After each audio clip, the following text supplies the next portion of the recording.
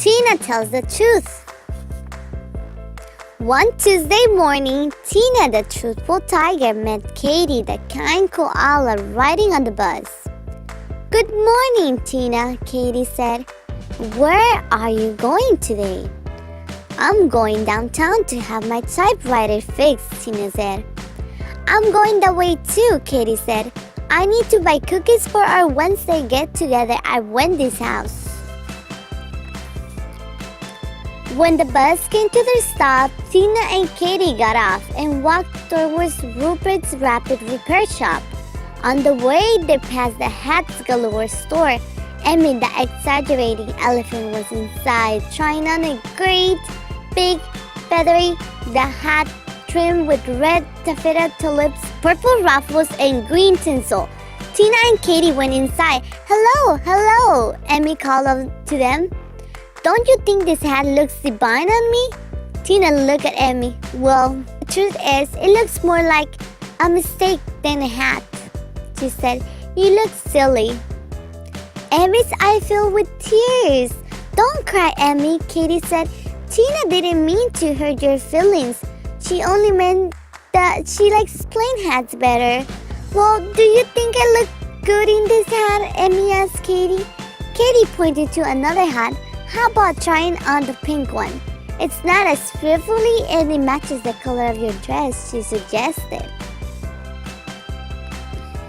Emmy tried the pink hat. "You are right, Katie. This hat does look better. I'll buy it," Emmy said with a smile. She gave Katie a big hug and thanked her for being so kind and helpful. But Emmy said nothing to Tina. "What did I do wrong?" Tina wondered.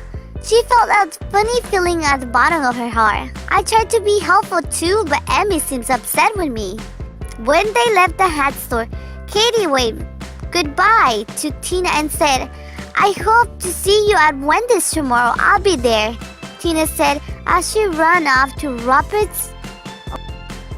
When Tina got to the shop, she looked around at all the broken things.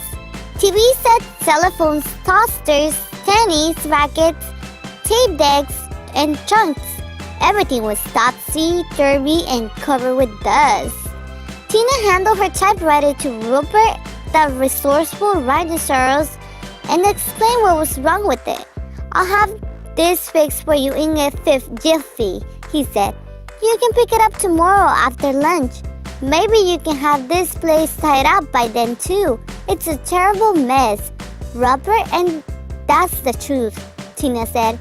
Tina continued talking about other things, but Rupert wasn't listening. He just stared and didn't say a word. Finally, Tina said, "What's wrong, Rupert? You don't seem your usual cheery self." Rupert felt embarrassed, but he was angry too. "You know, Tina," he said, "most broken things can be fixed, and some things are easier to fix than others. But the hardest things to fix is hurt feelings." Rupert came out of behind the counter. "I have to get to work now," he said. He showed Tina to the door and quickly closed it behind her. The next afternoon, Tina went to pick up her typewriter. She was hoping Rupert would be in a better mood. Along the way, she passed Lizzie the lazy lamb, standing near her vegetable garden. Lizzie was looking very upset. "What's wrong?" Tina asked. "I forgot to water my garden, and now all my vegetables are wilted. Just look at these turnips and the tomatoes," cried Lizzie. "Well, the truth is, it's your own fault. You shouldn't be so lazy, Lizzie," said Tina. I guess you're right," Lizzie said, and she turned to go inside her house.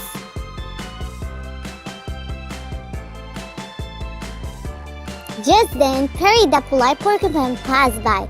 "Good afternoon," he said. "Looks like your garden could use some water, Lizzie. If you could get your hose, I'll help you try to revive your plants." Lizzie smiled, a big smile. "Oh, Perry, that would be wonderful," she said. Lizzie took Perry by the hand, and together they went to get the hose. "What did I do wrong?" Tina wondered. "Now Lizzie is upset with me." Once again, Tina felt that funny feeling at the bottom of her heart. When Tina got to Rupert's shop, She noticed that it was neat and clean. Well, she said. This place looks terrific now, and that's the truth. I thought about what you said, declared Roper. It was true, my shop was a mess. I cleaned it up, and it really does look much better now.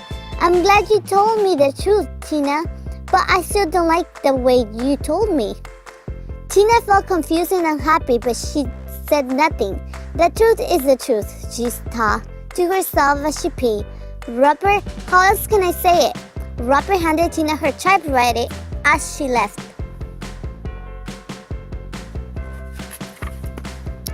Carrying her typewriter, Tina walked through the park and sat down on a bench by the lake. Tears came to her eyes as she tried to figure out what was she doing wrong.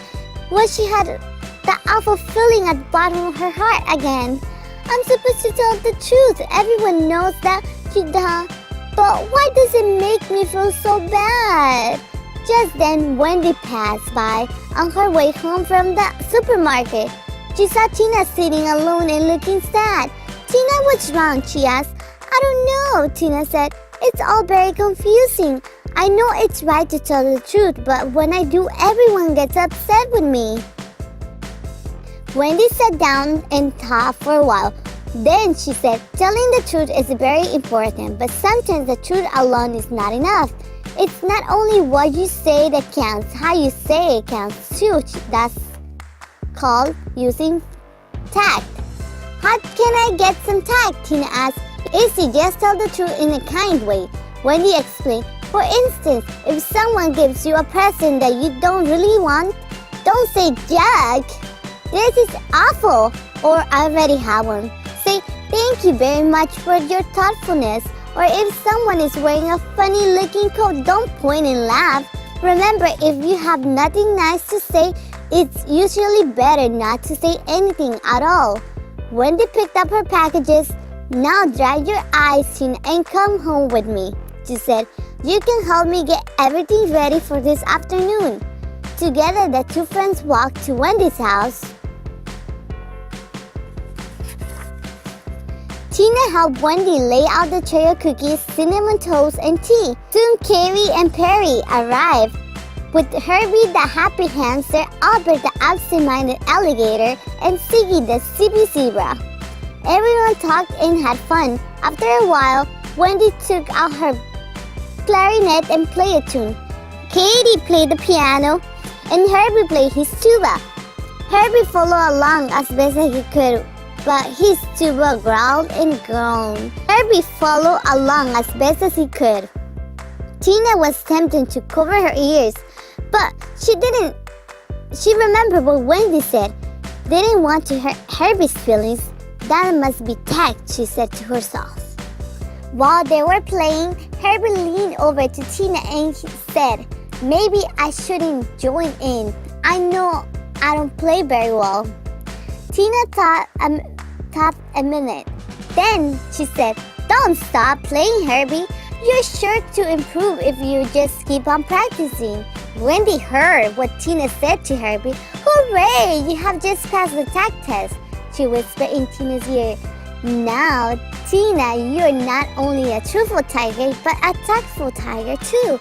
Everyone clapped for the musicians when they finished playing, but Tina couldn't help thinking that applause was also for her. Tina felt wonderful, and now the bottom of her heart felt wonderful too.